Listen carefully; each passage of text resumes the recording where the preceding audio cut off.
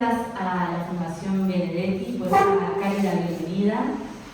Y bueno, la verdad que quiero arrancar diciendo que es un día muy emotivo, porque el encuentro del día de hoy, si bien es para presentar este maravilloso libro, este aporte fundamental para los tiempos que corren, pero también para nuestro país, es también un día de encuentros, de encontrarse con mucha gente querida, de personas militantes. Veo aquí compañeras y compañeros que han destinado décadas y décadas de su vida a la militancia política.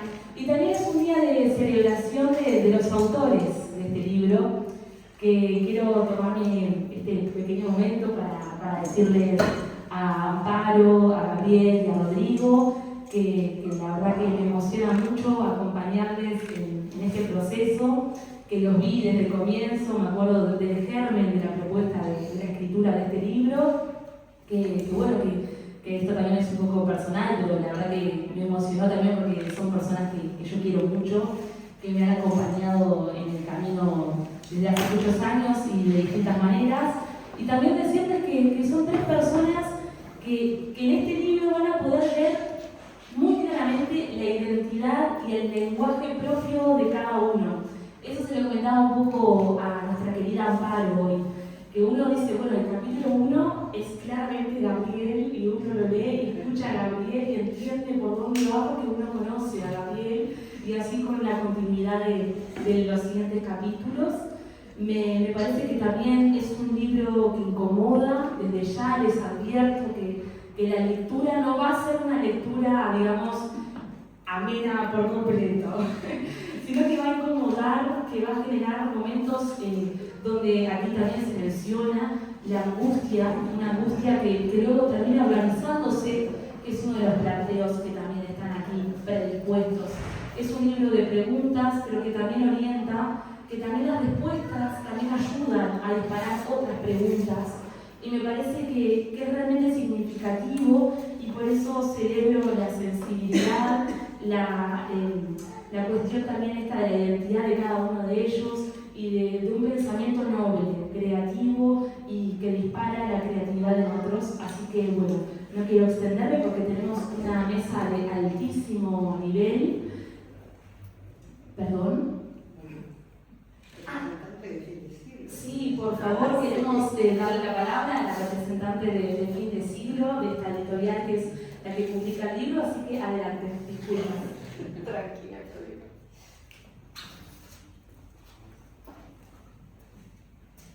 Buenas tardes, gracias por estar. Bueno, para nosotros la publicación del libro es siempre un motivo de alegría, claro, pero en este caso queremos pensar que es nuestro pequeño aporte a la discusión, pero la discusión en serio. Ojalá incomode, porque eso significaría que mucha gente lo leyó. Ojalá nos peleen a los tres, son muy peleables los tres, muy peleables, especialmente Amparo, ¿no?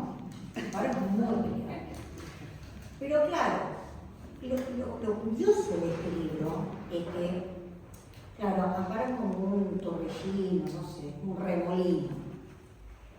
Pero lo curioso es que, como tú bien decías, las tres voces son muy originales y son muy sólidas, muy sólidas. A veces todos hemos visto que en ámbitos universitarios hay un atractor que lo que genera son como, no sé, como pequeños de ellos, ¿no? Pero hay otros que lo que hacen es dar vuelo a gente valiosa, que tiene su cabeza, que tiene su bagaje, que tiene su estudio y su investigación. Y este es el caso.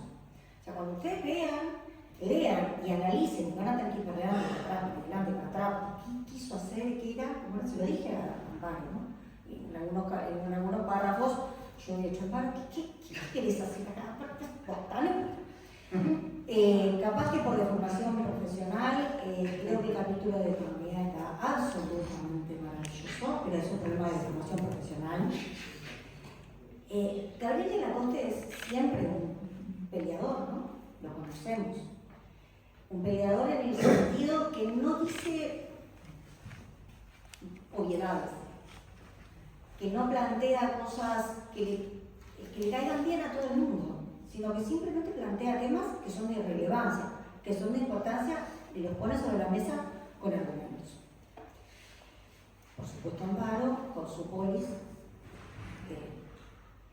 en donde entras vos, claro, ¿no? Que ella tiene que haber un representante de los portadores, de los hacedores, ¿no? De la polis, ¿no?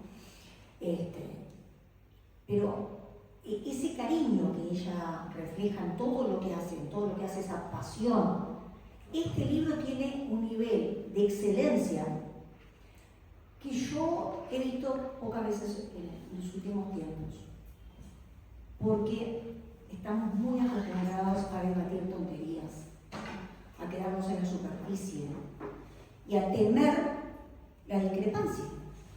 Cuando caramba, nos hemos hecho la discrepancia. ¿Y qué clase de país vamos a hacer si no discrepamos y si no sabemos debatir con el otro y discutir ideas que ojalá sean opuestas, porque si no, no avanzamos entre nosotros? Así que esa es nuestra apuesta es a la discusión. Estamos orgullosísimos de estos tres autores, estamos felicísimos de que estos tres autores hayan dado a luz esta maravilla. Con algunos compañeros yo he dicho que es un poco molesto, en algunas épocas discutíamos, pero no lo está, no lo está. Espero que sinceramente podamos discutirlo, ojalá se conozca, ojalá la gente joven lo pueda debatir y pueda decir que no, que están en desacuerdo totalmente y podamos profundizar. Gracias, esa es la cosa.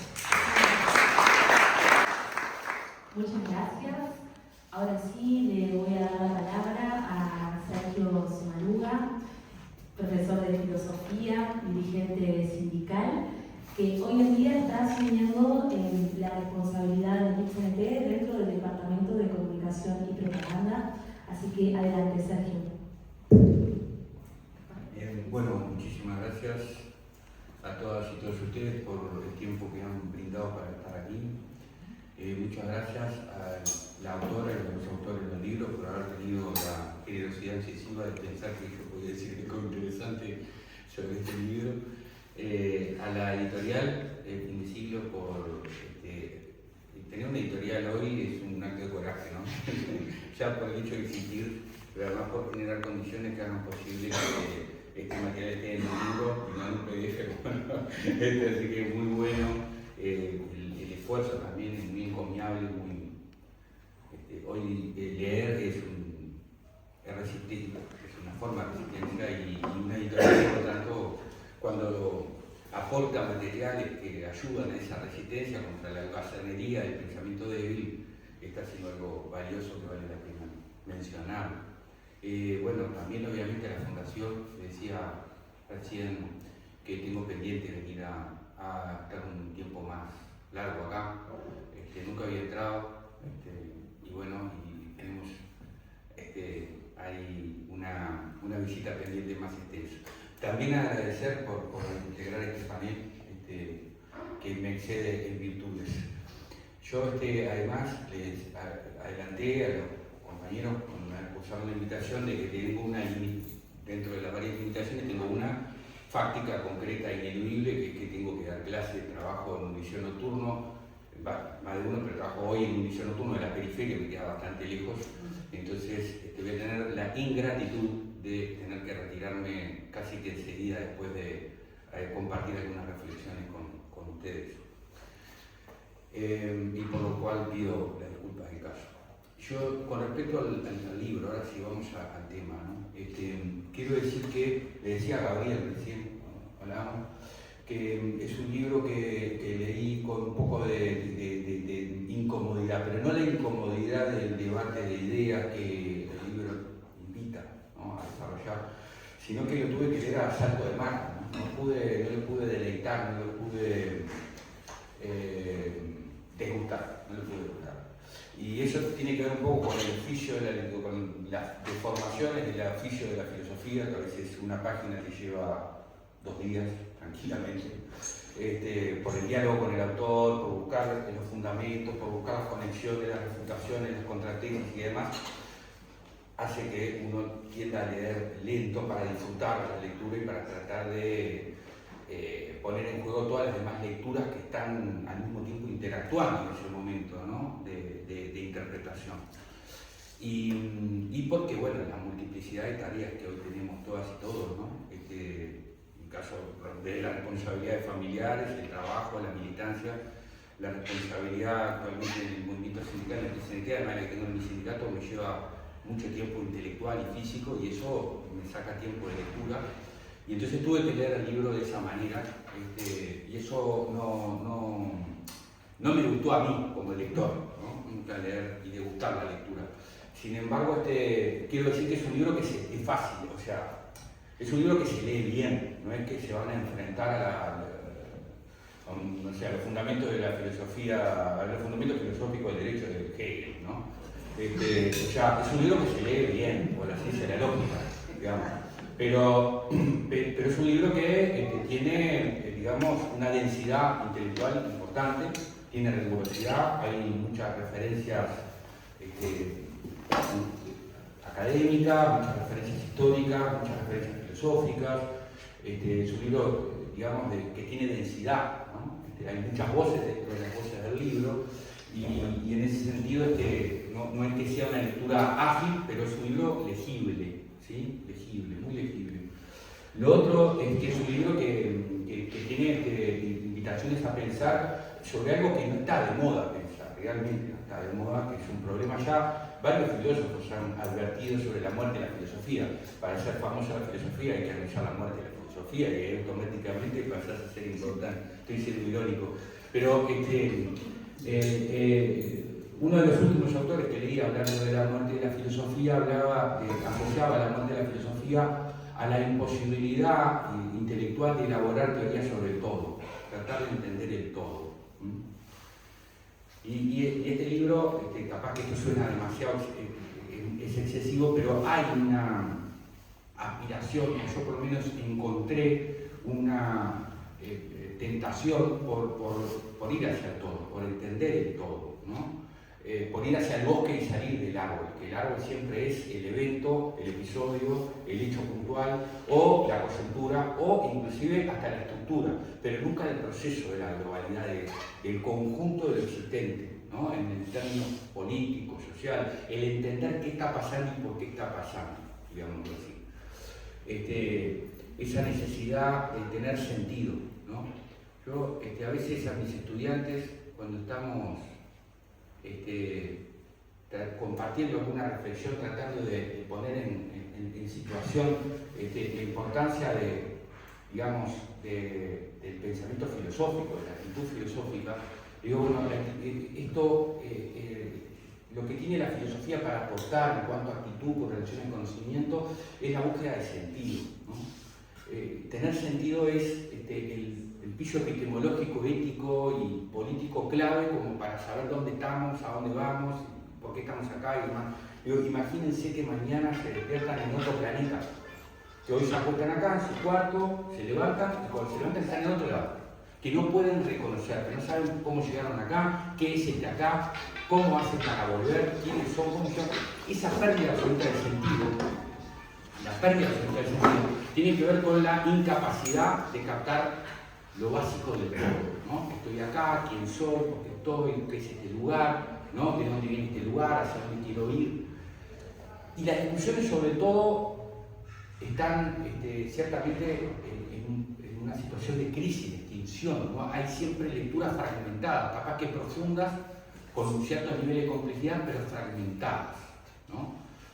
Y entonces, cuando uno lee el libro, se encuentra con el capítulo de Gabriel, que, bueno, de alguna manera o en buena medida lo que invita es a tratar de identificar cuáles son las fuerzas motrices que están detrás del proceso histórico a nivel global, ¿no? Estas 4 tendencias de las que él habla, para tratar de encontrar sentido. Es decir, en una parte pregunta cómo entender todo esto, de qué se trata todo esto, el todo está ahí, todo esto que es entender cuál es el conjunto de factores que que pueden darnos entendimiento sobre qué está pasando y por qué le está pasando al mundo lo que le está sucediendo. Y él ahí habla de 4 macrotendencias, entonces, creo que es macrotendencias el término. Entonces, uno puede decir, bueno, hay un principio ordenador del todo. ¿Qué le está pasando al mundo? Uno puede analizar de repente la emergencia de China y los conflictos geopolíticos que ello ocasiona. O puede pensar, censurar, condenar, indignarse sobre el genocidio contra el pueblo palestino.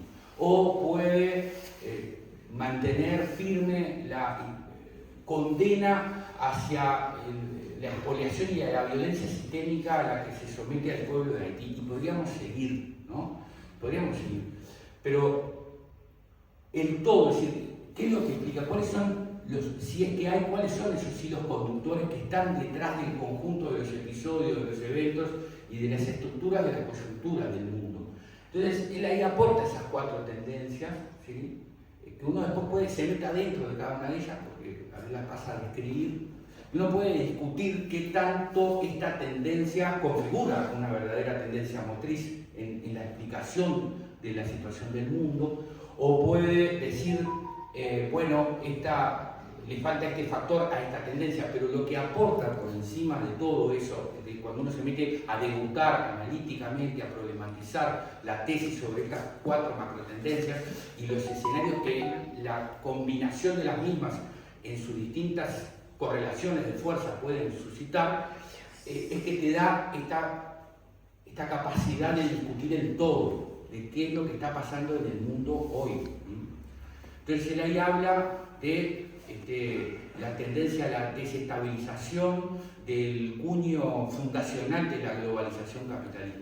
Hay algo que parecería ser que está palpitando en la coyuntura actual, ¿no? Es decir, hay un orden mundial que ha sido flagrantemente asaltado, que no es un episodio nuevo, pero que sí es un episodio con características muy distintas en profundidad y en amplitud, ¿no? Entonces, si el orden que se dio el mundo después de la Segunda Guerra Mundial, tanto a nivel económico, geopolítico como institucional, está volando por los aires, ¿por qué está volando por los aires y qué puede pasar si termina de volar por los aires? Al mismo tiempo, otra macrotendencia de la que él habla, que está asociada a esta primera, que tiene que ver con las disputas geopolíticas, producto de una multipolaridad en disputa por el predominio, por el liderazgo, por el capitanazgo de la conducción planetaria, ¿no? Y que de alguna manera ese campo de conflictos también es un elemento fundamental para tratar de entender qué es lo que está pasando en el mundo. Luego, sin lugar a duda, una nueva revolución tecnológica, ¿no? Que acelera el tiempo histórico y que de alguna manera hace metabolismo con el patrón de acumulación capitalista, pero lo exacerba en términos de reformulación del conflicto entre capital y trabajo. Y que eso también es parte de, digamos, la superficie de los conflictos sociales y de los conflictos que estamos viendo emerger en el escenario de las disputas en el campo internacional y dentro de las regiones y de los países. Y por último, obviamente, la crisis ecosistémica, la crisis ecológica, que a mí particularmente es una de las que, no sin perjuicio de las otras 3, no sé cómo estoy tiempo, avisarme acá, gracias. Porque evidentemente hay una tendencia a la intensificación del uso de los recursos naturales. Y eso está provocando un cambio metabólico en el planeta, ¿no? Hay algunos trabajos muy interesantes que he leído sobre esta fuga hacia adelante que estamos teniendo en cuanto a los recursos, algunos de los recursos naturales, ¿no? Y los recursos naturales renovables, que los consumimos más rápido de lo que esos recursos son capaces de reproducirse. Y a su vez hay un problema que es el de los recursos estratégicos naturales no renovables. Y ahí yo creo que hay algo interesante para dialogar con el libro, por lo menos en mi cabeza cuando lo iba leyendo, iba construyendo otro diálogo, que es la tesis sobre las crisis de escasez, como crisis de nuevo tipo. El capitalismo ha tenido, acá me fugo un poco al libro, pero el libro me generó, me fui poquito porque tenía que volver, si no me da tiempo para leer el libro y venir a comentarlo acá. Por eso hay un poco la incomodidad de no poder degustarlo, como decía al principio. Porque claro, uno dice, bueno, las crisis típicas del modo de producción capitalista tienen que ver con esta digamos, dialéctica entre el sobreconsumo y el subconsumo, ¿no? Crisis de sobreproducción y crisis de subconsumo al mismo tiempo, ¿no? Y esas han sido las características predominantes de las grandes crisis del corto tiempo histórico del capitalismo en el mundo. Pero esta intensificación del uso de los recursos, tanto de los renovables, pero fundamentalmente de los estratégicos no renovables, da cuenta de la posibilidad de que estemos entrando en un nuevo tiempo histórico en términos de crisis sistémica, que son las crisis de escasez. Pero no las crisis de escasez en el sentido del subconsumo, de la escasez que pueden sentir los pobres desde que nacen hasta que mueren, ¿no? De la escasez de no tener acceso al agua potable, de la escasez de no tener acceso a medicamentos básicos, de la escasez de no tener resuelto el tema del abrigo ante el frío, del techo ante la intemperie, etc. No de la escasez del subconsumo, sino de la escasez que haga inviable la propia reproducción del capital. Porque se quedó sin petróleo, porque se quedó sin litio, porque se quedó sin tierras raras. Entonces, esas crisis, que serían de nuevo tipo, que ya no solo exacerbarían la extracción del plusvalor de la explotación del trabajo humano, sino que terminarían, creo que es Hinkelán, que dice, una metáfora linda, creo que es él, que dice, el capitalismo se arrucha la rama en la que está parado, ¿no? Aceleraría el proceso de trabajo de la sierra sobre la madera, destruyendo finalmente la condición de posibilidad de la vida misma en el planeta, porque el capitalismo tiene esa vocación de creación y autodestrucción muy potente.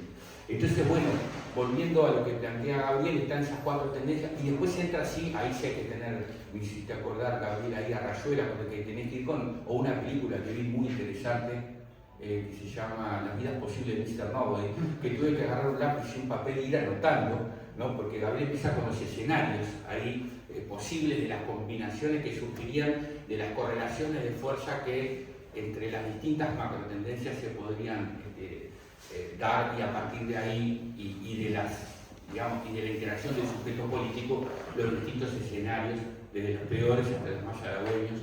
Y eso, más allá de ser una interesante travesía intelectual, creo que sirve como ejercicio político también para tratar de poner a la vista el conjunto de escenarios posibles en el terreno de la acción política no inmediata, no coyuntural. Esa que sirve para levantar la vista y para tratar de trazar una perspectiva estratégica, porque si hay algo que caracteriza al pensamiento racional es su capacidad de anticipación. Bueno, lo que hace Gabriel ahí es tratar de anticiparse a partir de elementos de análisis sobre evidencia empírica y sobre especulación analítica sustentada en esa evidencia empírica para decir, estos son los escenarios, una playa de escenarios, y a partir de ahí tener, digamos, insumos para pensar la acción política. Y eso es otra cosa que también quiero destacar del libro en su conjunto. Ahora voy a ir a hacer unos comentarios sobre lo que me dejó la lectura del capítulo que escribe Alonso y el que escribe Amparo, pero quiero decir que otra conclusión general que saqué del libro es que esto de no solo reivindicar la necesidad de tratar de capturar el todo, que es una fascinación intelectual hermosa y que habría que retomar para salir también de la pereza mental. Hay que tratar de agarrar del todo, ir por el todo, aunque sea inasible, ir por él, porque es la forma más potente que hemos tenido los seres humanos para encontrarle sentido a las cosas. Pero esto de que el libro, vieron que en filosofía, vuelvo a ese terreno porque es en el que me siento un poquito más cómodo, hay muchas frases que han sido, o muchos enunciados que han sido múltiplemente interpretados, ¿no? Una es la tesis 11 de Feuerbach, ¿no? de Marx establece que la filosofía o los filósofos se han limitado a contemplar la realidad y de lo que se trata es de transformar. Y claro, me parecería que esa tesis formulada así da paso a una especie de accionismo o de voluntarismo, o de lo que importa es la acción, ¿no? Y claro, Marx lo que estaba cuestionando justamente era la tradición en la que adscribía a la filosofía especulativa, ¿no? Que lo antecedía a él, pero no a la necesidad de la teoría. No a la necesidad de la teoría, no a la no necesidad de la filosofía o de la reflexión crítica o de la producción de conocimiento. O sea, no hay posibilidad de acción política, de acción transformadora y de acción revolucionaria si no hay teoría. Entonces, esto de producir escenarios y de buscar los fundamentos de esos escenarios no solo es un intento por tratar de visualizar el todo del proceso social mundial, sino también de que sirva como insumo para la acción política, que es en definitiva la fuerza material organizada de la clase trabajadora, en este caso, desde mi perspectiva, la que puede convertirse en sujeto histórico para cambiar la realidad. Pero para eso necesitamos teoría, necesitamos pensamiento fuerte, necesitamos construir conocimiento, necesitamos construir tesis, necesitamos usar la caja de herramientas que nos ha dado la intelectualidad crítica a través de toda la historia para usarla a nuestro favor. Entonces en eso creo que también el libro me hizo pensar en eso, qué importante que es valorizar, ¿no? Es valorizar y seguir valorizando siempre la importancia de la teoría en el marco de la praxis, ¿no? De la teoría como un pensar haciendo y de ese hacer como un hacer pensando, ¿no? Después, rápidamente, algunos comentarios sobre el capítulo de economía. Yo creo que ahí pareció interesante que Rodrigo se animara a algo que dice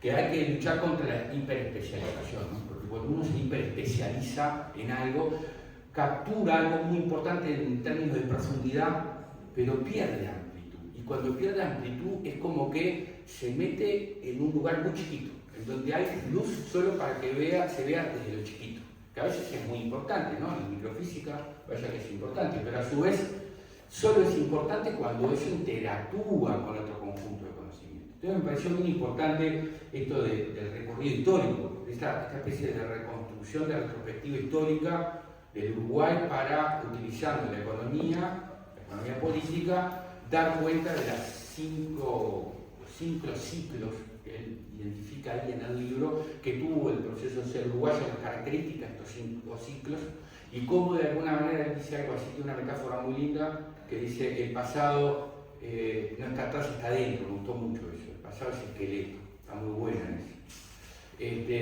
Y bueno, y ver cómo estos 5 ciclos de expansión y contracción son ciclos que están unidos, están dialécticamente unidos, determinados por la matriz, por la inserción internacional del Uruguay en el sistema capitalista mundial y por las propias contradicciones que tiene la matriz de producción del Uruguay. Y entonces hacer esta tesis, con la evidencia que él aporta en términos de proceso social, también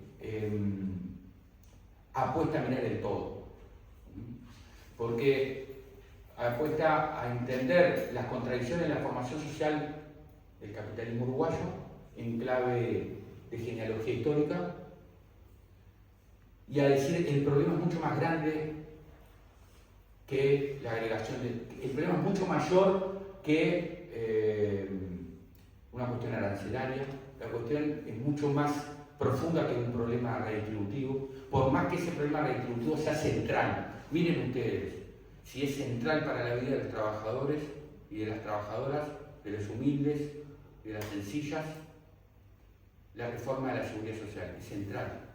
Es central porque determina la inmediatez de la resolución de las necesidades. Si una persona puede jubilarse a los 60 o tiene que jubilarse a los 65 y su tasa de reemplazo o el salario jubilatorio no le va a permitir resolver las necesidades materiales de vida, eso determina vida. No es una discusión menor, es una discusión profunda, existencialmente profunda para la calidad de vida y el ejercicio de derechos de nuestra gente. Sin embargo, con toda la importancia ética, política y estructural que tiene la discusión sobre la seguridad social, que se nos viene, que siempre ha estado en este último tiempo, pero que se nos viene ahora con el cierre del diálogo social, ahora a fines de abril, no deja de ser una discusión que es significativa y profunda, pero episódica. La lectura del capítulo que escribe Rodrigo es como, de alguna manera, Kant decía, elogiando a Hume, decía, es el que me despertó del sueño metafísico, de la metafísica, ¿no? Bueno, tampoco estoy comparando a Nata Grande, estoy comparando con Kant, pero la lectura del capítulo es como que despertarse del ensueño o de la metafísica de creer que hay soluciones sencillas, rápidas o inmediatas para el drama histórico del Uruguay y de las transformaciones estructurales que necesita el Uruguay para construir procesos consistentes, procesos de emancipación nacional y de emancipación social. De alguna manera el problema no es solo, obviamente, la disputa por el gobierno, sino que el problema es la disputa por el poder. Y la disputa por el poder no solo es la disputa por tomar decisiones, sino por saber cuáles son las claves de las transformaciones necesarias que hay que decidir para cambiar el derrotero de la institución social. Y eso creo que también es un intento de ir hacia el todo, en este caso al todo del problema de la deriva histórica del Uruguay, que podría ser la deriva histórica de América Latina también. Podría ser perfectamente la deriva histórica de América Latina y el drama en sus pueblos y en nuestros pueblos. Tengo alguna cosa más para decir, pero voy a acelerar por un tema de que quiero también hacer comentarios, obviamente, sobre el capítulo que pidió a Amparo. Yo a Amparo personalmente me la conocía así intelectualmente porque sí había leído algunas cosas que me había aportado, yo creo que fue Alonso en algún momento de Amparo, y ahora escuchando a la compañera de la editorial, es un torbellino, es una lectura de torbellino, ¿no? Pero me pareció interesante, quiero resaltar algunas cosas que me parecieron interesantes, ¿no? Esta construcción narrativa que hace al inicio, que van a ustedes cuando le lean, van a ver que hay como hay una construcción narrativa, literaria, que juega entre la distopía y la utopía, ¿no? Entre la utopía y la antutopía. Las Vegas, no quiero hacer spoilers, Las Vegas Sur y la Polis del Sur, ¿no? ¿Y por qué me resultó? Además es muy agradable leer, es muy agradable, como toda ciencia ficción, ¿no? Es muy agradable, ¿no? Es la parte más rápida del libro, si se quiere. Realmente es muy rápido leer esa parte. Pero claro, tiene el encanto del intento de hablar con la conciencia inmediatista, ¿no? Porque a veces hablar del futuro, de los futuros trágicos o de los futuros que tienen epifanía, es una forma de cuando se trae el futuro caótico o utópico, es una forma de que la conciencia inmediata pueda conectar con algo que no es inmediato. Y es una forma de construir diálogo político con la coyuntura. Y como que están inmersos en la coyuntura. Si vos, mirá que lo que puede pasar es esto, pero te lo traigo de este formato para que lo podamos dialogar. De alguna manera es un intento de diálogo con una conciencia inmediatista y no con la conciencia, dijera Hegel, la conciencia en el estado de la edad de la razón, ¿no? Cuando la conciencia es capaz de erradicar las falsas realidades porque son irracionales en la teoría hegeliana, ¿no? Bueno, estamos muy lejos de una conciencia capaz de estar en la edad de la razón o una conciencia, digamos, emancipada. Entonces, en esto construir la Vega Sur y la Poli del Sur, hay una posibilidad de acercarse a discutir desde la inmediatez con algo que está más lejos. Eso me pareció un recurso muy bueno, muy interesante, muy atractivo. Para después sí, utilizando ese recurso plantear una tesis que también busca el todo, que también busca el rescate de la teoría para pensar la política.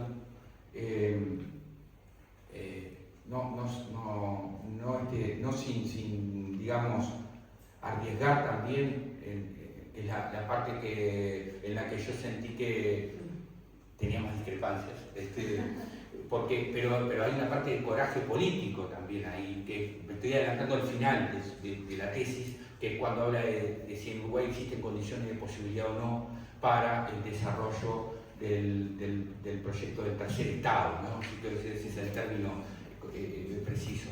Pero antes, Amparo lo que hace es hablar de la necesidad, problematiza el concepto de Estado, ¿no? Y la relación intelectualizada de las distintas tradiciones con respecto a la noción del Estado.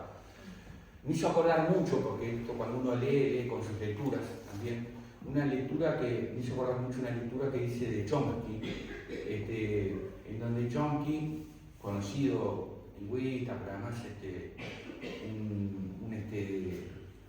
una persona que escribe ideas anarquistas, que él, de forma muy iconoclasta, digamos, dice, bueno, habida cuenta del estado omnímodo del capitalismo, hay que resignificar el valor del Estado como un poco lo plantea Amparo en el sentido del espacio de recuperación de los comunes, del bien común, que ella habla de su tesis es del Estado plural y participativo, plural y igualitario, muchas gracias, plural e igualitario. Se me apagó mis apuntes en la palabra. Plural e igualitario, pero que tiene que ver con esto, con decir, bueno,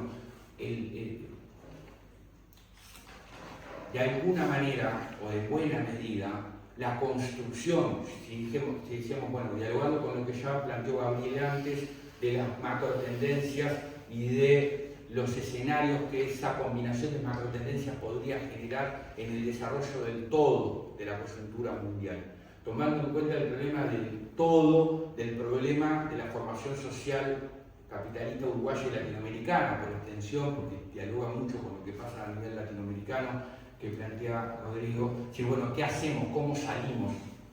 ¿Cómo construimos derrotero? ¿Cómo construimos perspectiva? ¿Qué ideas, fuerzas están ahí como para construir este proyecto contrahegemónico o alternativa estratégica? Y en ese marco creo que se inscribe la tesis de Amparo con respecto a una teoría de los subordinados, una teoría de los subalternos, del Estado como espacio de poder popular, ¿no? De espacio de cuidado del bien común como bien superior y como condición necesaria para la libertad, la pluralidad y la construcción de una ciudadanía empoderada. Y me pareció valioso como tomar el riesgo intelectual de establecer una hoja de ruta. Claro, ahí cuando vamos a si Uruguay existe hoy una coyuntura histórica propicia para el desarrollo de esa tesis, yo ahí claramente encuentro lamentable y dolorosamente que el pesimismo y la inteligencia le ganan al optimismo y la voluntad. Pero no porque en las tesis de Amparo haya optimismo voluntarista, ni mucho menos, sino porque creo que las condiciones que ella establece ahí como para que sea históricamente viable construir ese tercer proyecto de Estado no están dadas. Pero de todas maneras es como una discusión muy lúcida, muy potente, muy desafiante, que sale de la coyuntura para discutir estrategia en clave de valores superiores. Entonces eso me pareció muy interesante.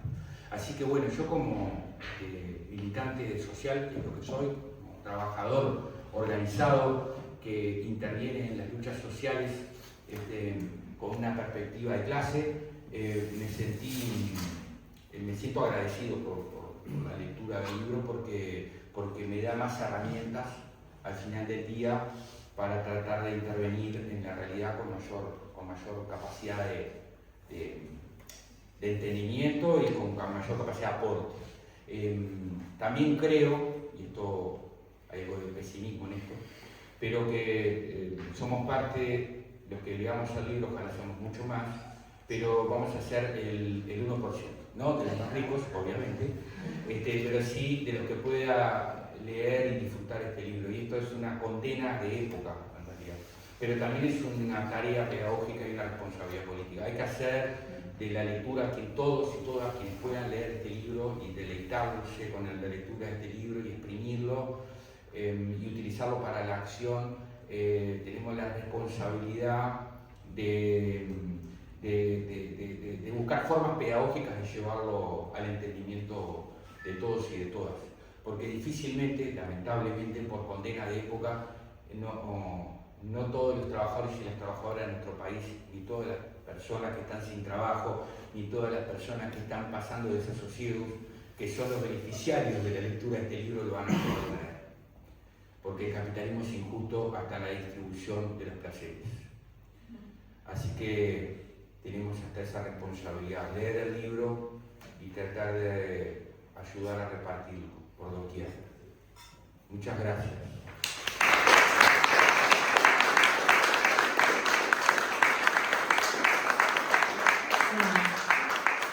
Muchas gracias, Sergio, por acompañarnos y por todo.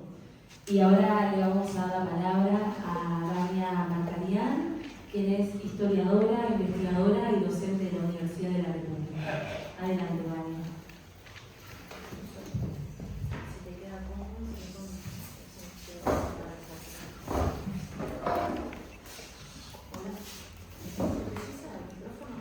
Para atrás.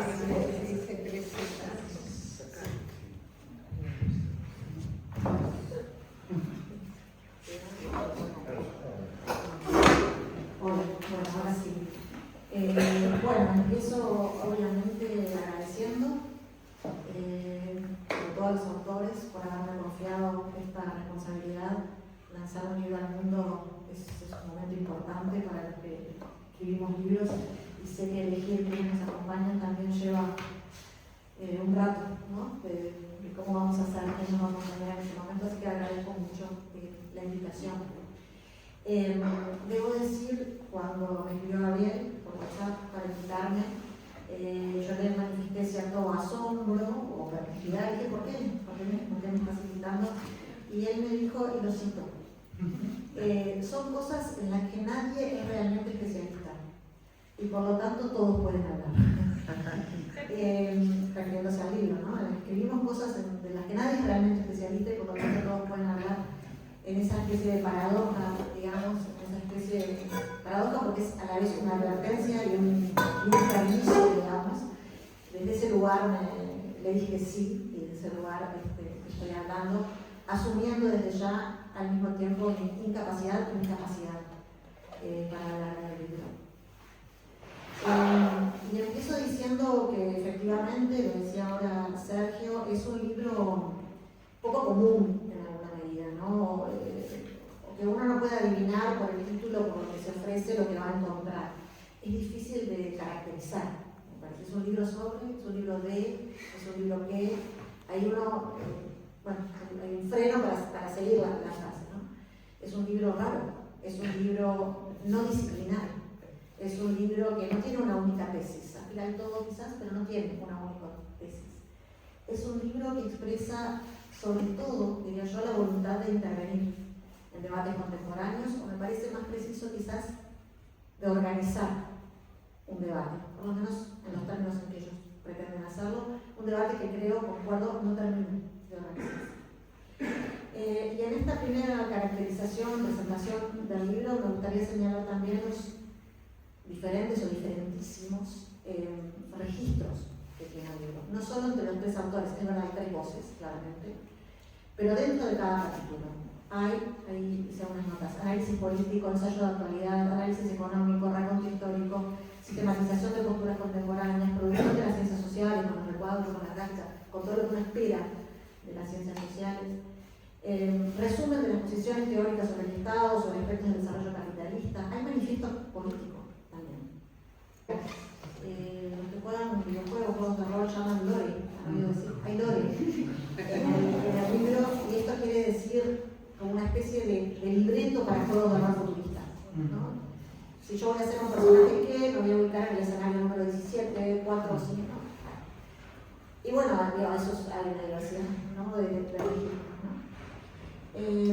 Entonces, desde el reconocimiento de esa diversidad de registros analíticos y de registros de escritura, me gustaría presentar mis reacciones en 3 niveles. Hice amparo en el libro que estoy de Magic Manor, ¿no?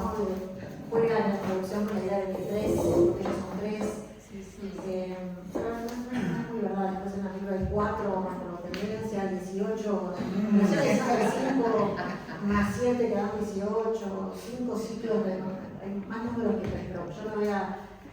Soy de la religión de amparo del 3, de la tríada de la Trinidad, así que me voy a tener en 3 ejes muy simples de lo que quiero plantear, 3 regiones o sectores de las cosas que quiero compartir con ustedes.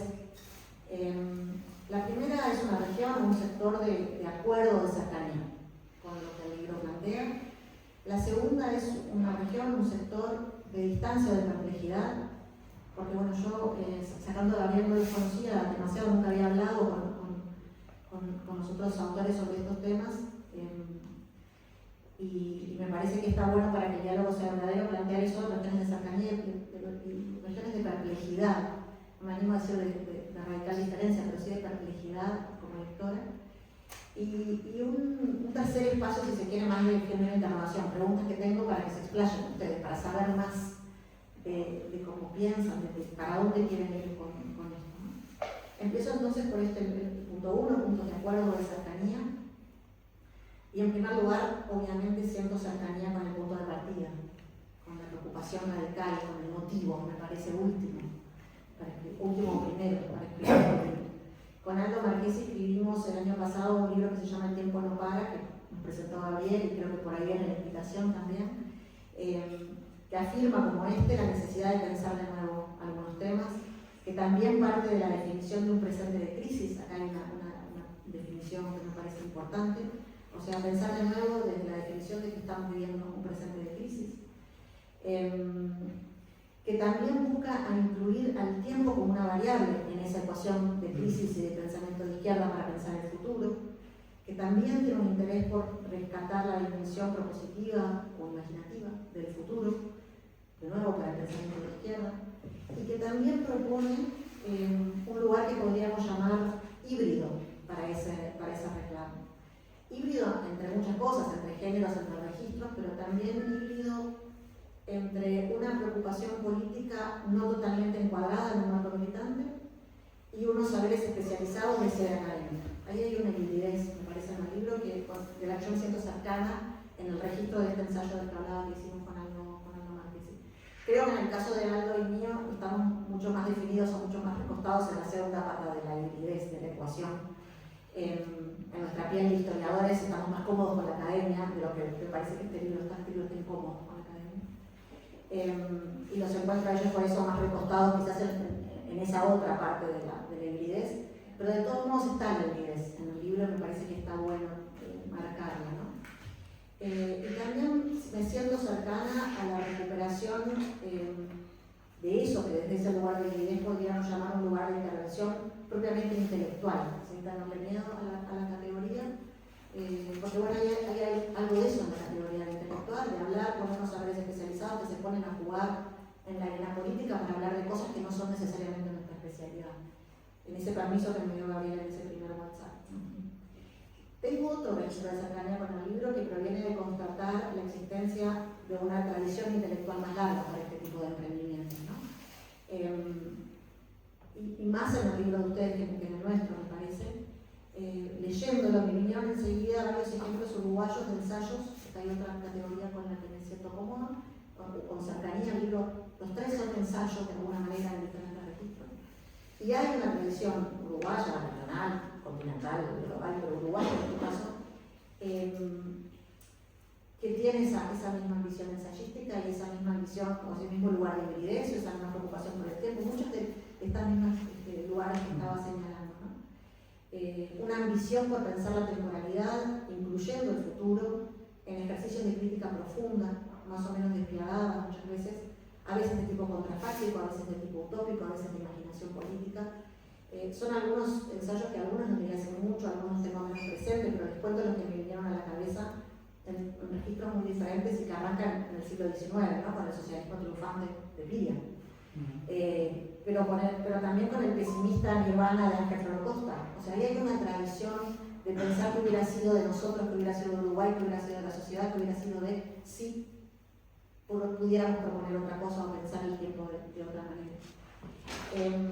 Y recordé, pensando en Ángel Flor Costa, en el prólogo de Real de Azúa, Los orígenes de la nacionalidad uruguaya. Real de Azúa cuenta una mesa de domingo de su familia en la que todavía se podía hablar de la inexistencia en Uruguay, ¿no? Tan tarde como el 75, 1975, que es cuando Real de Azúa escribió ese libro en pleno año de la brutalidad de la dictadura. Y luego, en otra crisis, que es la que yo conozco mejor, es la que se desplegó de modo dramático en los largos 60, porque llamamos los largos 60 del siglo XX, hay también ese registro de crítica al presente. En esta casa me viene el país de la cola de paja también, como registro de una tradición ensayística, como una preocupación por pensar una crisis, que en ese libro, no muy querido por Mario Benedetti, no muy reivindicado por Mario Benedetti, no sé si está la tapa ahí. ¿Ahí está? Bueno, él hablaba de una crisis moral, articulaba un tipo de crisis moral que luego después se articuló como una crítica de la crisis en clave política. Y en el libro hay eso también, me parece, ¿no? También se me vino a la cabeza Oscar Balsavsky, sobre todo al leer a Gabriel. Oscar Balsavsky, el matemático químico argentino, que en los años 60 del siglo pasado ya hizo unas simulaciones de escenarios con modelos modestos de lenguajes de computación, ¿no? En la famosa computadora Clementina de la Universidad de Buenos Aires, y también tenía esto de cálculos de viabilidad de los diferentes escenarios. Había unos ejercicios ahí desde un compromiso político muy fuerte, de crítica social y política muy fuerte, y de compromiso con la izquierda revolucionaria argentina, ¿no? Sobre el papel de la planificación, sobre el papel de la capacidad de imaginar y pensar futuro en la actuación en ciertas coyunturas políticas.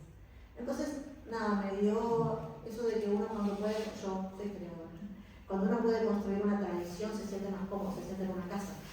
Y creo que parte de la tarea que este libro busca, y en la que creo que no siempre triunfa, y empiezo con un área de divergencia, es construir una tradición como espacio de diálogo para algunas de sus inquietudes.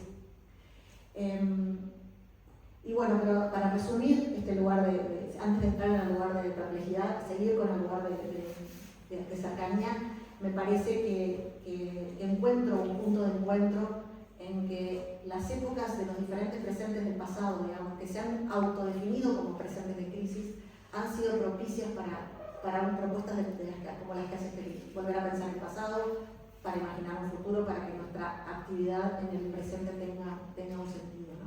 Y en muchos casos esas reflexiones están teñidas, y esto aparece también en este libro, a veces por momentos de un tono que se llamaría apocalíptico, ¿no? Sobre el desafío que estamos enfrentando y la urgencia de la tarea, entonces, de la tarea intelectual de pensar el pasado para imaginar el futuro. El registro de alerta, de denuncia, atraviesa, hay un punto de unión en los tres textos, me parece. Y hace esto, repito, sin renunciar a un registro más de las ciencias sociales, creo que porque es difícil en nuestra contemporaneidad renunciar de todo a ese registro, y encuentro ahí un valor, decía, y por ahí voy a empezar a plantear algunas de mis perplejidades, por decirlo de alguna manera. Entonces lo hago parado en el oficio, que es el historiadora, ya lo dije, y detecto algunos pasajes o algunos modos de argumentar que me parece que no abren los diálogos que el libro quiere abrir. El libro quiere abrir el diálogo, quiere organizar la discusión, quiere que empecemos a discutir, quiere que hagamos esto que estamos haciendo, y por momentos me parece que esa posibilidad de convocatoria, un diálogo abierto,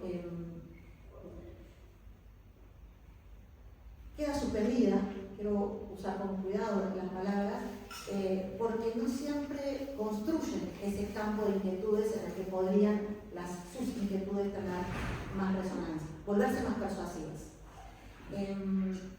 Sobre todo lograr seducirnos, nosotros, los que venimos de algunas tradiciones disciplinares, intelectuales o analíticas que no son exactamente las sedes de este libro, ¿no? Y quiero decir que no es de ninguna manera un reclamo corporativo, no les estoy pidiendo que hagan historia, no se me ocurriría, lo digo con toda sinceridad, sino apunto a quiero hacer un planteo sobre el potencial que tiene de frenar o de debilitar el diálogo, que me parece que es el centro argumental propositivo de la lectura. Y aclaro que tampoco les estoy reclamando una discusión exhaustiva de la bibliografía, una construcción de marcos antecedentes bibliográficos, no es eso lo que les estoy reclamando. Entiendo que no está entre los objetivos de este libro, precisamente por su género, ¿no? Pero yo creo que hubiera sido posible establecer diálogo con quienes no me agarraron aún. Pensar, por ejemplo, en los procesos de construcción estatal o de desarrollo capitalista, que los textos de Alonso y Amparo retoman, que no parecen citados ni referidos, para acordar o para discrepar, eso me importa menos, ¿no? Y también se podría haber referido a la historiografía marxista, erudita, de fuerte sede académica, pero con una preocupación por la política de su tiempo, me refiero a Lucía Sala, a Julio Rodríguez, a Rosa Alonso. También me parece en alguna medida cercana al punto de vista del libro, desde una tradición disciplinar e intelectual quizás diferente, ¿no? Me pregunto, ¿por qué limitarse a citar a los historiadores que podríamos llamar, que hemos llamado revisionistas, a Metodoro, a Pons, que me parecen muy buenos en sus ensayos de los años 60 sobre todo, y también por qué citar, por ejemplo, a figuras como Quijano o como Real de Azúa en su sede menos académica, porque ellos habían tenido una parte académica fuerte también, ¿no? Les pregunto, desde esa cierta perplejidad que vamos con el libro, si hay una reivindicación antiacademicista, si hay algo de eso que también está en el libro. Alguna vez hablamos de este asunto. Y lo planteo porque me parece que desde los presupuestos teóricos, políticos y aún ideológicos, que me parece que están en el libro, podríamos tener diálogos más fructíferos, podrían los autores, pero los lectores también, diálogos más fructíferos con esos autores. Algo similar pensé en el texto ahora de Alonso con respecto a un artículo de César Aguilar que en los años 80 y 90 plantea estos espacios de convergencia o de pase de base sociológica, pero también de ideas entre el vallismo y el Frente Amplio, ¿no?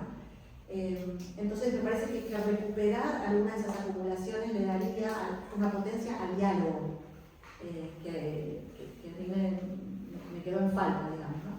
También, ¿por qué no discutir más abiertamente la clave partidocrática? Creo que está muy fuerte en el texto de Amparo, sobre todo. Es una crítica a un modo de pensar la política muy predominante en nuestras tradiciones intelectuales, con la que se puede discutir de pleno, y está la discusión, pero sobrevuela subyace, dijo Serenio. Entonces, ahí tengo una zona como de perplejidad, ¿no? ¿Cómo establecer un diálogo más explícito con los sociólogos, con los historiadores, con los politólogos? Si es una decisión o es una decisión, claramente, porque no creo que ninguno de ellos desconozca los libros de los que estoy hablando, estoy segura que no los desconocen, pero entonces, ¿por qué no? Hay una pregunta. Me registro de preguntas, de seguir. Tengo algunas que no son tanto de perplejidad, sino más preguntas de estas que, bueno, les pediría que se explayen, ¿no? Capaz que no soy, pero para abrir esta posibilidad de seguir conversando. La primera tiene que ver con la forma de ordenar el tiempo corto de esta crisis de la que estamos hablando. Creo que es en la introducción que Amparo, que en la introducción le da un peso grande al 2022, en la articulación de la crisis que provoca esta reflexión, y dice las palabras grave y siniestro para ese momento, ¿no? Y bueno, me gustaría, dice, fue más importante esa crisis que la del 85, en el establecimiento de una cronología, ¿no? 25. No, 22. Dice 22. 22. Era el PDF, por lo menos. El libro es el 22. Bueno, el momento crítico del presente en el que establecen la necesidad de esta reflexión. El caso especial. Esa necesidad, la luz, hay varias cosas que se requieren y se grave y siniestro. La pregunta no es sobre el 2022, es sobre cómo es la temporalidad de esta crisis corta.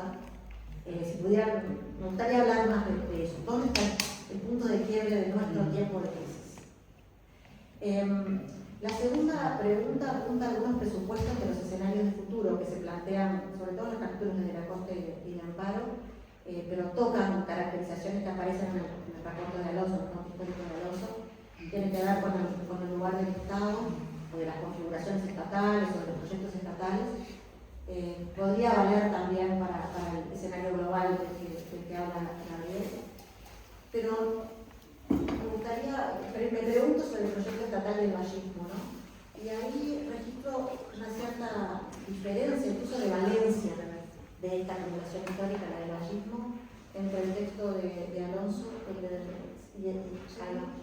En el texto de Alonso es una ilusión, un sueño, algo que tiene poca entidad, digamos, una rémora también quizás, y en el texto de Amparo parece importante en esto que ella llama memoria, aquello que se podría movilizar para construir el proyecto de la Polis del Sur, para simplificar el planteo. Y ahí me gustaría ver si leí bien, si hay esa diferencia de Valencia y cómo es que juega en los diálogos entre ustedes ahora para entenderlo mejor. Y por último, hay varios temas centrales de la agenda política contemporánea, ¿no? La misma agenda política de discusión contemporánea que registran estos planteos de policrisis, que me parece que están en la raíz de este esfuerzo de reflexión. A veces pienso para abrir un diálogo también hay que hablar con lo que se está discutiendo, aunque no sea lo que nosotros queramos que se discuta, y entonces me pregunto, ¿no? Quizás de menor a mayor en su nivel de generalidad, pero cosas que me pregunto por qué no están, ¿no?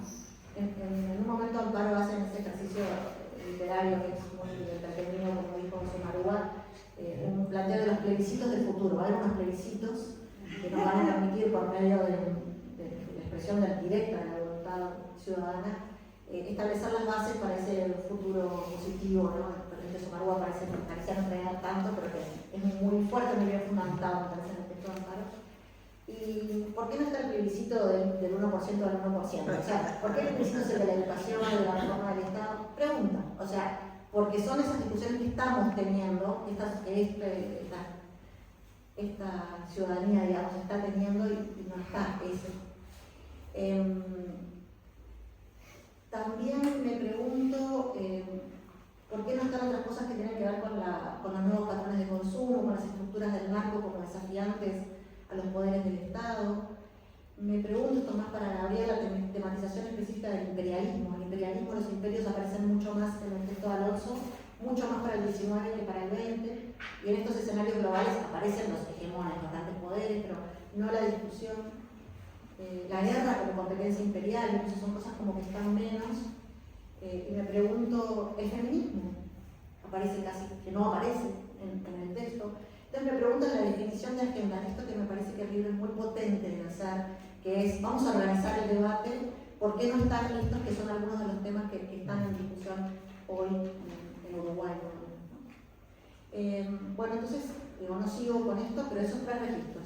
Y luego, para empezar esta conversación, la conversación tiene que ser, me parece necesariamente franca en el sentido de decir cierta solidaridad, empatía, afinidad con esto, y cierto más distancia, perplejidad o lugar contencioso incluso en esto otro. Pero quiero terminar volviendo a decir que tengo una gran zona de coincidencia en la necesidad de empezar a plantear, aunque sea de modo tentativo, aunque sea de modo polémico, como seguramente este libro, un debate público serio sobre nuestra capacidad de imaginar y por lo tanto de proponer de modo inteligible algún tipo de alternativa a este mundo que se nos presenta por momentos como puro caos. Y el libro lucha contra el caos de una manera muy eficiente, me parece, como lectora, lo digo ahora, y encuentro ahí mucha empatía, mucha afinidad, alivio a veces también en la lectura.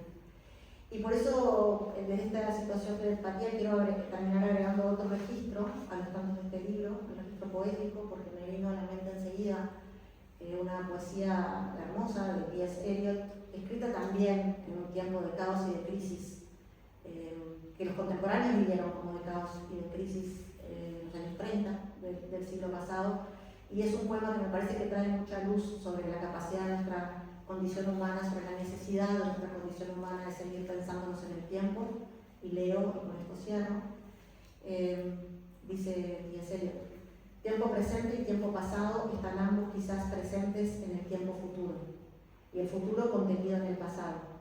Si todo tiempo es eternamente presente, todo tiempo es irredimible.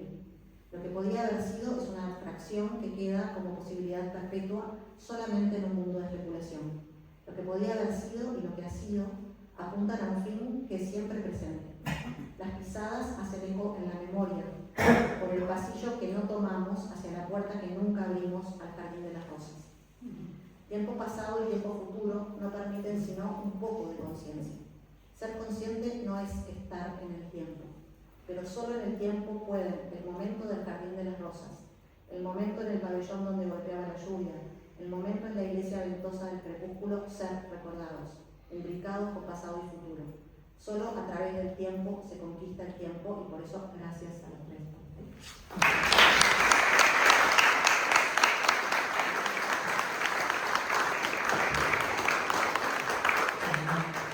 Muchas gracias, Vania.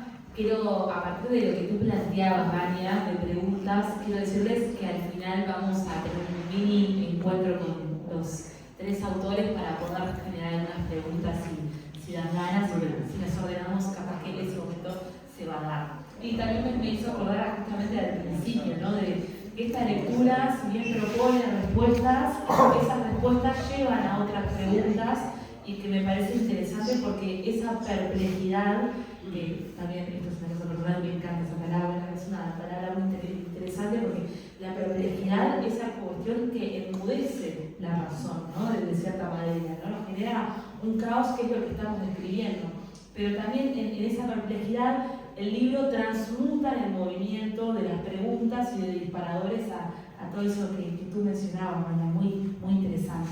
Bueno, ahora le vamos a dar palabra a Oscar Botinelli, quien es politólogo, también es docente de ciencias políticas y también es presidente de Factum. Adelante, Oscar. Bueno, buenas tardes a todos. El agradecimiento por la invitación. Empezar que me siento muy emocionado estar en un lugar que recuerda una persona que tiene una relación muy cariñosa como fue Mario Benedetti. Y me estaba acordando de esas anécdotas de la vida cuando el retorno democrático, institucional, me toca con él, digamos, en un rato coordinar un poco lo que era la apoyatura que Seguí le daba al espectáculo que era en el Estadio Centenario sobre el sur también existe. Bueno, quiero aclarar, que se lo decía Amparo, yo soy muy mal presentador de video. No sé el trabajo minucioso, crítico, duro de Vania, de gran profundidad. Entonces, o relato el libro, entonces soy más un sintetizador, o que es un poco lo que hablé con Amparo, que me provocaba esto, que me provocó un libro más que nada. Y lo que veía, por ejemplo, a partir de todo lo que plantea Gabriel de la Coste, un sentimiento que uno tiene de hace ya un tiempo. Nosotros pertenecemos todos a una civilización que tuvo sus centros en torno al Mediterráneo, en torno al eje europeo, si se quiere el Atlántico como eje, y ahora sentimos que el eje geopolítico, el eje de la Tierra se está desplazando.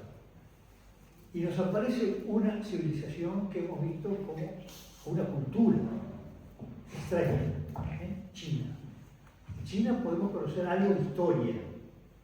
En mi caso, más allá de haber estudiado algo de la situación de las dinastías, y sí, de lo que lleva la revolución de 1902, ahora, todo el desarrollo político presente, o algo de Confucio, uno no tiene venida la cultura china como queremos tener, o por lo menos nos apasiona, los distintos fragmentos de lo que podemos llamar cultura occidental, en el sentido más amplio del término, no el término que se usaba hace 30 años. Entonces, ahí es la perplejidad que nos da el futuro, que nos presenta el futuro, que es que a veces lo vemos muy desde lo que traemos, de toda nuestra historia, de nuestra lectura, de nuestra cultura, y ahí, por lo menos a mí me provoca una gran incógnita el mundo, donde uno, por ejemplo, puede entender más en lo que es la estrategia política, el juego político, cómo China representa valores y cultura distintas, el manejo del tiempo que tiene China, y lo vemos en este momento, el manejo de la política es una cultura con valores distintos, con forma de pensamiento sería una programación distinta. Y a partir de ahí, el sentir que creo que no solo el título va apunta a que el siglo incierto, sino que la idea del mundo incierto. Es decir, estamos en un momento que Baña marcaba distintos periodos donde siempre se planteaba la crisis y la incertidumbre. Creo que estamos en incertidumbre mucho más existencial que la que se han vivido en algunos periodos. Que con un futuro muy difícil de desentrañar. Aterrizando un poco en el Uruguay, el sentir, bueno, el Centro Amparo es plantear utopía, distopía y dos grandes modelos. No se puede elegir Las Vegas del Sur, yo hubiera elegido la Miami del Sur, porque estoy sintiendo la miamización de toda una parte del Uruguay a ritmo acelerado, ¿no? Es verdad que con algo de Las Vegas también. Puede ser peor. ¿Qué? La miamización puede ser peor. Bueno, En Las Vegas. me parece más clara, más apabullante la miamización que estamos teniendo. Y que de repente habrá que adaptarse, ¿sí? O no le cuesta. Y también, bueno, toda esta evolución de la inteligencia artificial, yo creo que es una gran virtud, que adelanta la posibilidad que lleguemos a la inteligencia natural. Que a veces es lo que está faltando. Me interesaba mucho que con Aruda hablaba de cómo se está perdiendo la visión del todo por un lado y la teoría en el análisis y en la discusión. Yendo a un aspecto muy puntual, que estoy bastante cansado de repetirlo, después me lo habrán oído. El año pasado hubo una discusión central sobre un hecho de gobierno, que fue la compra, corporización de la estancia María Dolores. Y se discutió todo el accesorio, con insultos de por medio. El tema que se confrontaba dos visiones profundas de mundo, a propósito precisamente de uno de los elementos clave, que es la tierra. Esa es la trilogía de capital, trabajo y tierra. Y claramente lo que había eran dos visiones distintas, capaz que muchos no eran conscientes de eso y lo manifestaban a través de críticas o no a cosas muy puntuales. Faltó un voto, no faltó, es legal, tiene o no, pero el fondo fue de las discusiones políticas más profundas que debió haber habido en este país, porque se discutía pasado, futuro, teoría y un poco visión de todo. Entonces me pareció muy interesante esto que planteaba Sergio de esto que está faltando. Y el libro precisamente, que le hago distintas valoraciones de impacto, desde qué bueno, qué angustiante, qué puede llegar a ser, y uno diría una certeza total. Cuando llegue el 2080 no vamos a poder comprobar qué pasó. ¿Qué? Bueno, a ver unos cuantos, yo no creo. Me parece muy difícil. Está más allá de toda probabilidad estadística. A uno diría hasta de la punta de la curva Gauss no llego.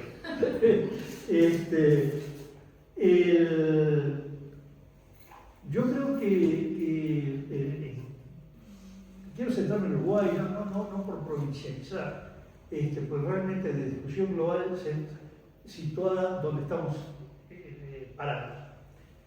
Estamos en una discusión, en un momento ojo, que tiene ya sus décadas, ¿no? Y que hacia el futuro es muy importante, de cambios culturales, de cambios de valores culturales muy profundos.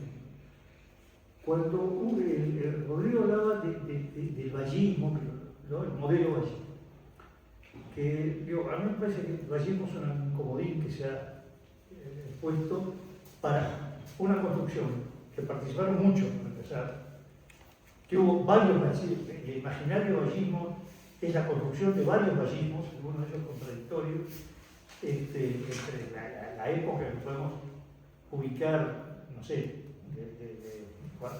podemos ubicar muchas cosas que le llamamos vallismo. La centralización del poder se dio hasta en 1903, pero después el modelo un poco más de construcción del Estado, de la segunda presidencia. Hay muchas fuerzas que confluyen en lo que terminamos llamando modelo vallista. Y a veces me gusta llamarlo modelo valeriano vallista, porque realmente hay todas unas raíces muy importantes que están en el debate cultural. El periodo de la Torre, que tuvo dos desgracias. Uno que molestó demasiados y se le endilgaron todos sus defectos reales. Y por otro lado se logró reivindicar a los militares en la dictadura, ¿no? Para enterrarlo definitivamente. Pero es un periodo que tiene dos cosas centrales desde el punto de vista de construcción de cultura de la sociedad, no solo del Estado, que es la estatización, diríamos hoy, la secularización del registro civil. El otro día me impactaba cuando leo una estadística de cuántos casamientos civiles y cuántos no civiles hay en España y en Italia. Sigue siendo optativo el casamiento civil.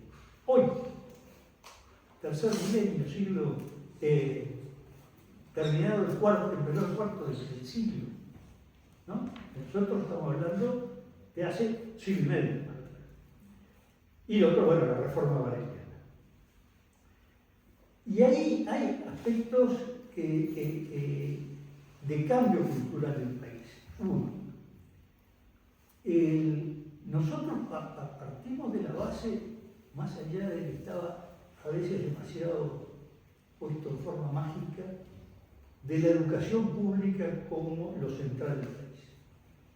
Y uno de los valores, el concepto de buscar una sociedad integrada. No sé, ciencia política era un comodín hasta hace 3 décadas hablar de la sociedad y de sociología hiperintegrada, la sociedad hiperintegrada. Primero habría que discutir cuánto fue así, ¿no? Pero era muy lindo. Y el segundo error, que no cabe duda, que si lo fue, lo fue. Hoy no. Estamos en las mayores de la segmentación.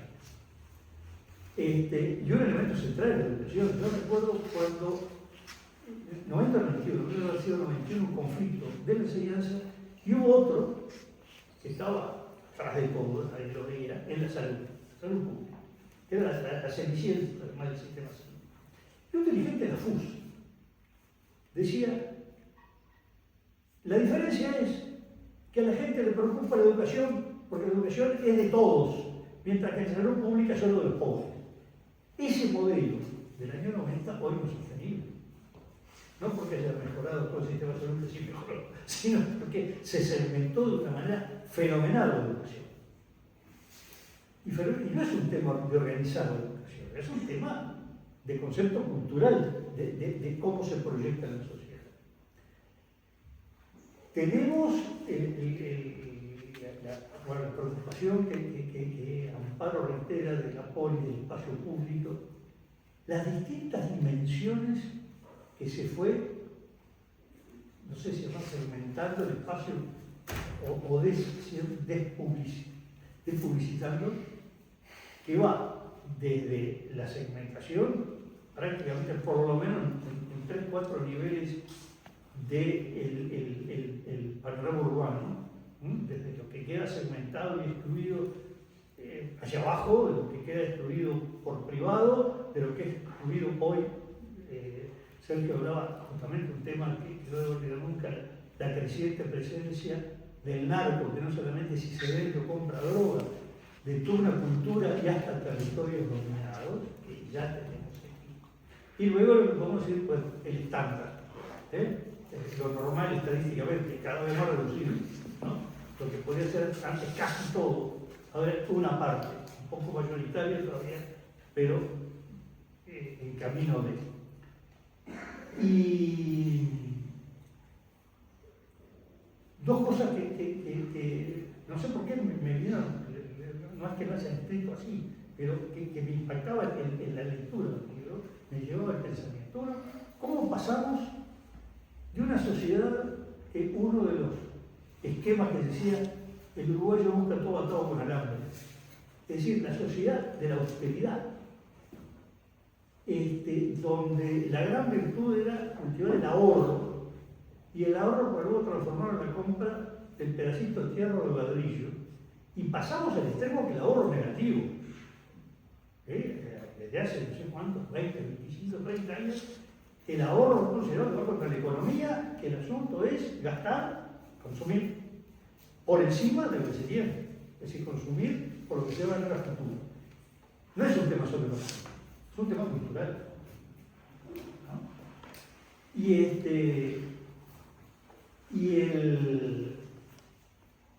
Y junto a este tema, bueno, y por eso decía el término de la austeridad, una cosa vieja, común, que no la puse hace mucho, era la cantidad de veces que un auto se pintaba, repintaba, se hacía la chapa, se cambiaba el motor, a el tire y compre una cosa nueva, ¿no? Está bien, tiene que ver, un fenómeno mundial, y también la obsolescencia programada para que la cosa cueste más caro reparar, en fin, no, pero que cambia la cultura, cambia. Y cómo, no sé cuánto, no es mi tema, pero evidentemente hay una correlación entre esto, y cómo se fue cultivando, no voy a idealizar la concepción colectiva, pero había un concepto de que el individuo pertenecía a colectivos y a un gran colectivo social hacia formas de individualismo, crecientemente individualista. Y este es un cambio cultural que vimos casi sin darnos cuenta, que se produjo casi sin darnos cuenta, ¿no? Y entonces, bueno, estamos reflexionando donde en algunos momentos miramos con valores y culturas del país que fue, y tenemos un presente que nos plantea una cosa opuesta a eso, y que realmente esa contradicción que puede estar, entre otras cosas, entre la distopía y la utopía, porque está en el trasfondo, es una discusión que va más allá de esquemas políticos, de ponernos a hacer dibujos sobre esquemas, que sí son muy importantes, creo que son, por algo me dedico yo justamente a sistemas, pero es la profundidad de lo que está detrás de todo esto y que determina todo esto.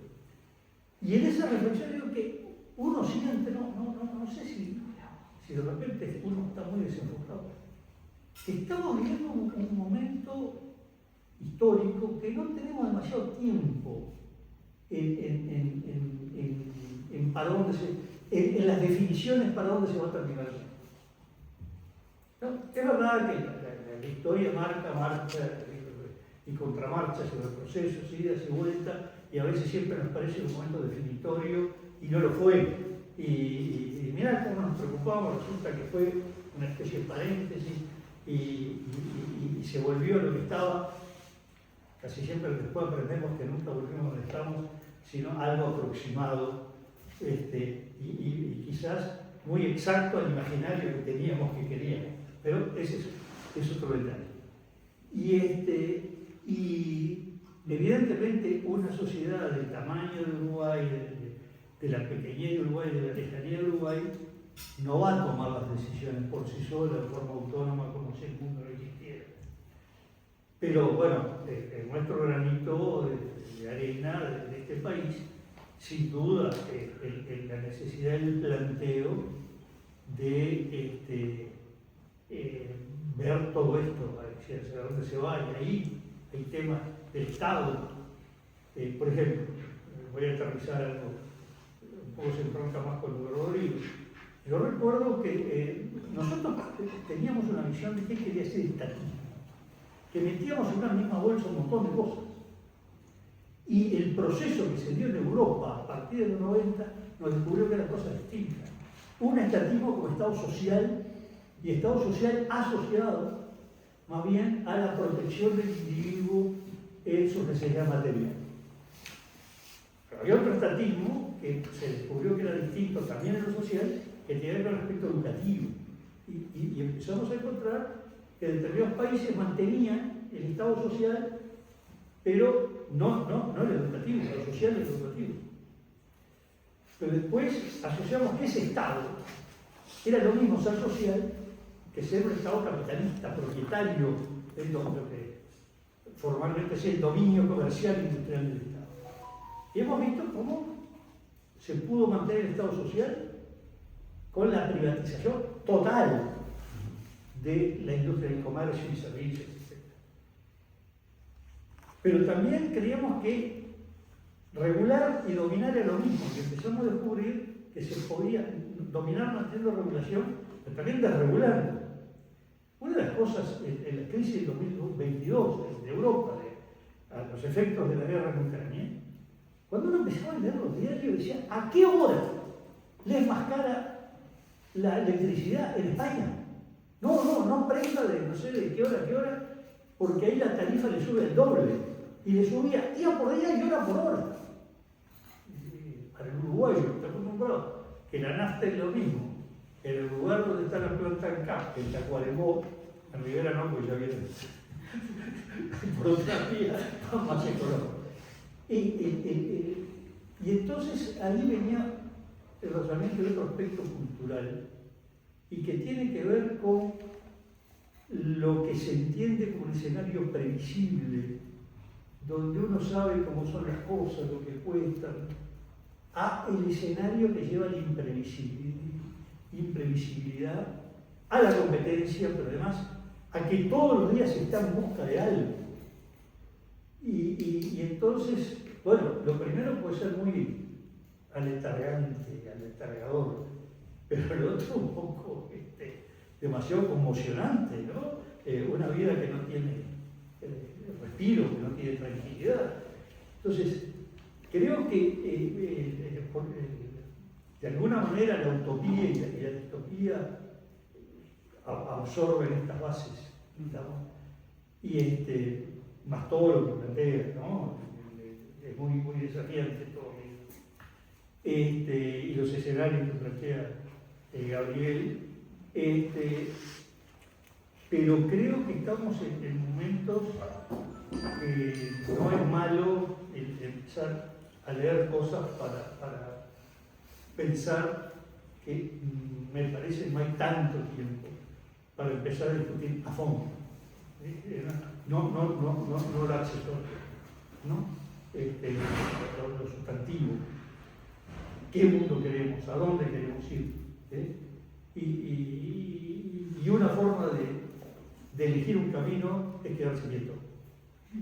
Que las cosas se resuelvan por sí solas. Y eso tiende a ser muy peligroso. Y lo otro es, así como hablé de María Dolores, el otro día me reía, ¿no? Cuando estaba en una conversación, que si vamos a los debates parlamentarios 40 años atrás, era lo opuesto. Se iba a discutir si había que destinar 4 recursos para poner 3 bancos en una plaza. Entonces, lo que se empezaba el discurso era sobre cuál era el modelo mundo al que adhería cada uno, ¿no? Luego se discutía las variantes de cada una de las teorías para llegar a decir, bueno, estamos todos de acuerdo, necesitan 3 bancos en la plaza. Pero sonaba casi inculto discutir así. Y ahora es como que hay que discutir lo más concreto en la pequeñez más absoluta. Y bueno, el ir a si lo otro pecaba un poco de real. Otra realidad. Rodrigo tendrá algún registro, si revisó diarios de sesiones de hace 60, 70 años, ¿no? No. Bueno, ¿para qué vas a Yo ver? los marxistas de historiografía, imagínate lo que pensaba en En los años 50 no había forma que alguien hablara de economía ni de finanzas en un debate parlamentario. En la reforma constitucional de 1951, la Constitución 51, hay páginas enteras, me imagino que son horas de discusión, que el centro del debate son Venancio Flores y César Valle Pacheco sobre la existencia de Dios. Es decir, todo surgió a raíz del tema de la libertad de enseñanza, ¿no? O el papel del Estado. Pero terminaron debatiendo la existencia de Dios, son páginas y páginas y páginas que uno puede. Fascinante el debate. ¿Qué diablos iba a hacer con el ¿existió o no Dios? ¿Cuál? ¿Cómo y cómo se le llama? ¿No? Bueno, planteo esto un poco porque uno tiene que salir de la angustia que provoca, porque soy un mal presentador de libros, pero sí hablo de lo que me produjo las lecturas del libro.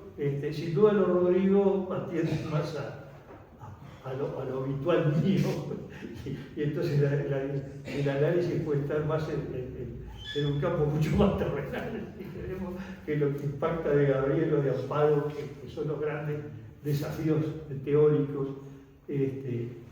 Y me parece que bueno, es probable, como dice Somarudo, bueno, el 1% que llega, bueno, si logramos que haya un número de gente que empiece a tomar estos temas y que empiece a debatirlos, bueno, sería un paso muy importante, ¿no? Yo creo que diría que es lo más importante, más allá de lo que uno le puede remover, que es un libro que remueve, que provoca. Bueno, por favor, empecemos a pensar, empecemos a ver qué se nos viene, de dónde venimos, dónde estamos y qué está pasando en otras partes del planeta, no en términos de un país con otro, sino de grandes culturas, ¿no? Bueno, muchas gracias.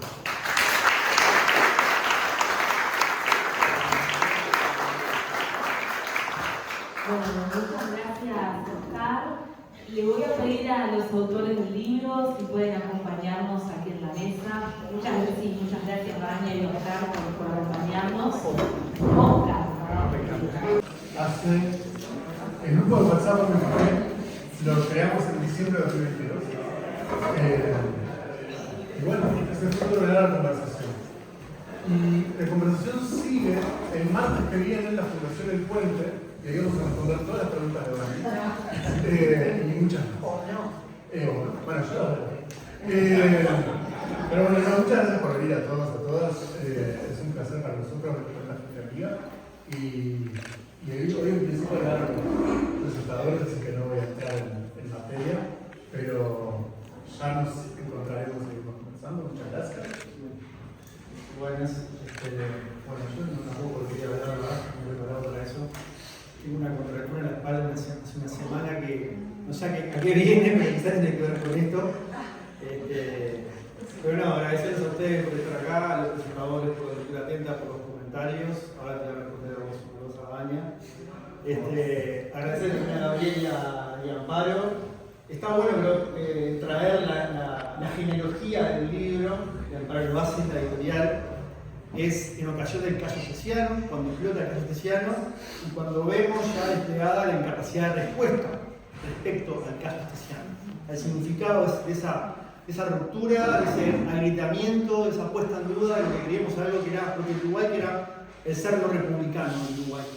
No se pudo responder. Y creo que desde esa perplejidad nos convocamos.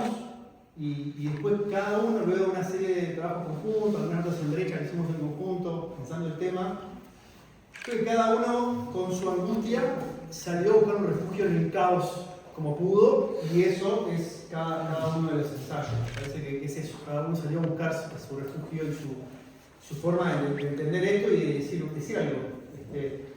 Y naturalmente se dio como un proceso con el tema del tiempo. No sé por qué no lo producimos así, pero Gabriel agarró para ese ejercicio caleidoscópico sobre el futuro, ya lo verán, de múltiples escenarios. Amparo también hizo algo parecido, pero también fue el futuro, apareció ahí como problema, se adentró en eso, fue hasta 2080, imaginó dos escenarios, y yo fui para atrás, fui para el pasado también. Y siempre yo le iba a poner a mi ensayo, remarco la idea del ensayo, ensayo sobre el osario nacional. Le iba a poner, dije, qué pomposo, ¿qué es esto? Bajarle un cambio. Pero el osario un poco era eso, era el lugar donde están los huesos, el lugar donde está la pila sagrada de los muertos, decía Métol Ferrer, donde hay todo el acumulado histórico que yo creo que está en nosotros hoy y que tenemos que verlo, mirarlo a los ojos. Y es muy difícil eso, ¿no? Y creo que eso fue lo que intenté hacer de forma desordenada y como pude, y acá le respondo a Baña, que creo que es muy pertinente tu apunte.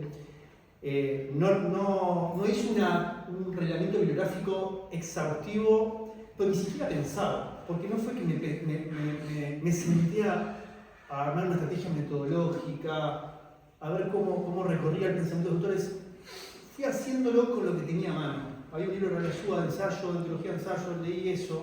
Leí un libro de Artigas, de Méndez Vives. Leí una cosa que estaba ahí de... Bueno, no me acuerdo. Bueno, Métol Ferrer, para mí, El lugar con problemas es un muy buen ensayo que creo que hay que volver a leerlo. Después tomé cosas que hago con Gabriel Sanzábal y con Juan Gemonat, que son dos colegas con los que trabajamos temas de economía. Y con eso traté de armar un puzzle, sin pretensiones de academicismo. Es verdad lo que vos decís, por lo menos en mi caso, yo me siento muy identificado con esa hostilidad, si se quiere, o lejanía o conflicto con la academia a la hora de abordar. Deliberadamente me quise separar de la academia, me quise despojar del peso de la academia por ciertos principios metodológicos, creo, disciplinares, de recorte, que un poco ellos nombraban como, lo decía Sergio, esta pretensión de totalidad, que es un poco también inasible. Y después por cuestiones de personal, quizá si me hubiera propuesto como una tesis de maestría, cosa que todavía no podía hacer, no lo hubiera hecho. Así que, no. Y bueno, finalmente agradecerte a vos, Amparo, porque en todo este proceso con el que trabajamos con Gabriel y con Amparo, si bien nosotros fuimos cumpliendo, junto con Gabriel, yo el que menos, porque siempre el que más conflictuado con su escritura era yo, pero Amparo siempre fue como una especie de coordinadora de facto, fungió como una especie de coordinadora, de articuladora del proceso de promotora y sobre todo, creo yo, más importante, de fuerza anímica para que esto efectivamente saliera. Bueno, gracias.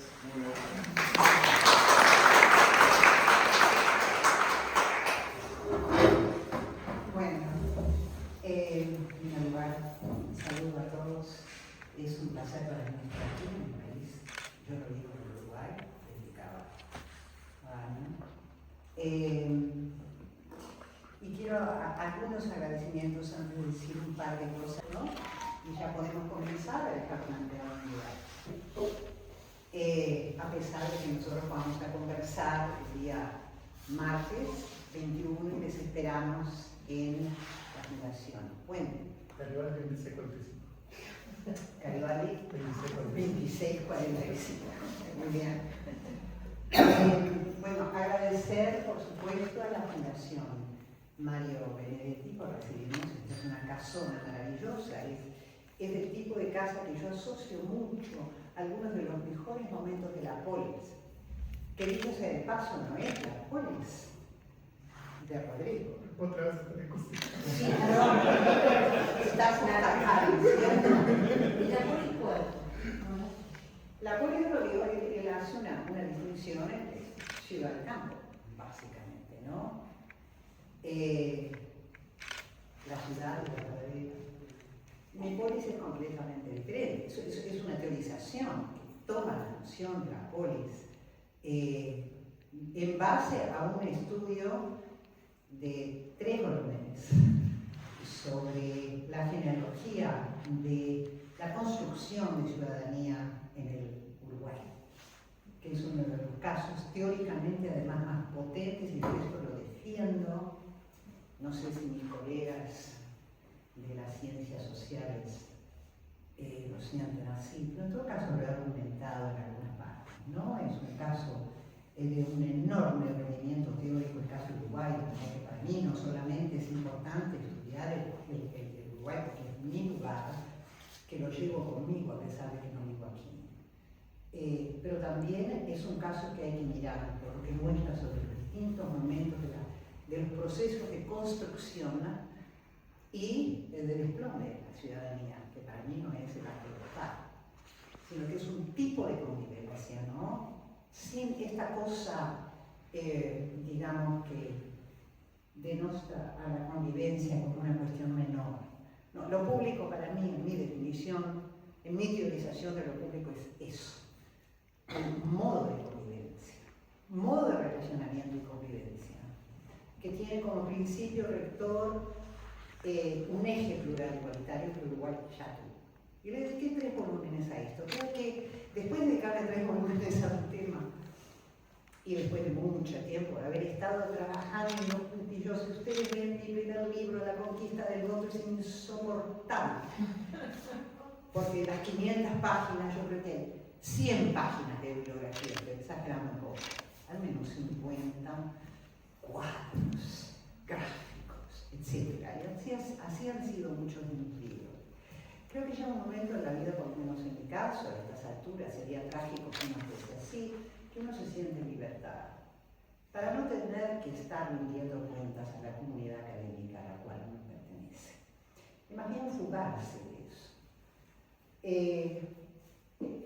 Rodrigo se queda corto, porque en las conversaciones que este equipo ha tenido, que fueron extraordinarias, para mí es un privilegio trabajar con ellos, ¿no? Porque somos 3 pensamientos y 3 cabezas completamente distintas. Y sin embargo, tenemos una serie de nexos en términos de cómo impugnar aquello a lo cual nosotros tenemos mucha resistencia, porque nos enoja, nos entristece y nos dice, caramba, hay que reflexionar mejor y hacerlo juntos. Y este juntos, para mí ha sido un privilegio trabajar con ellos, sobre todo en términos generacionales, ¿no? Yo pertenezco a lo que yo llamo el momento clásico de Uruguay, ahí nací, me nutrí de eso. De repente ya a esas alturas está un poco decaída, en los años 50. Ellos nacieron cuando ya ese eje plural igualitario está completamente en retirada. Entonces el diálogo para mí con ellos es un privilegio y seguimos trabajando y ya vendrán futuros proyectos.